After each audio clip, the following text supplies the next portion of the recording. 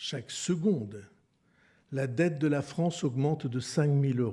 L'effort de la nation se doit d'être équitable, c'est-à-dire de demander peu à ceux qui ont peu et plus à ceux qui ont davantage. Tout le monde devra participer à l'effort. Ah, vous avez pas trop mal? Non, parce que là, ils vous enculent à sec, hein. Et sans votre consentement. Gel des prestations sociales, taxes sur les petits colis, médicaments déremboursés ou encore jours fériés supprimés. Moi, j'appelle ça du viol. Je propose donc que 2 jours fériés soient supprimés pour tout le pays. Le lundi de Pâques, qui n'a aucune signification religieuse.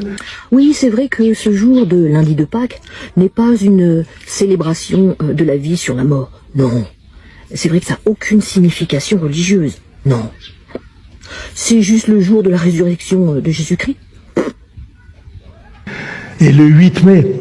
Oui, c'est vrai que le 8 mai ne sert strictement à rien. Non. Hormis éventuellement à commémorer la victoire des Alliés sur l'Allemagne nazie. Et éventuellement à commémorer la fin de la Seconde Guerre mondiale en Europe. Ce sont des propositions. Je suis prêt à en accepter ou en examiner d'autres. Ah, bah, j'en ai plein, hein, des millions même. Je vais t'en donner qu'une. Celle-ci. Enlever tous les privilèges des députés, ministres et sénateurs, ainsi que du dictateur et de Jean-Mich.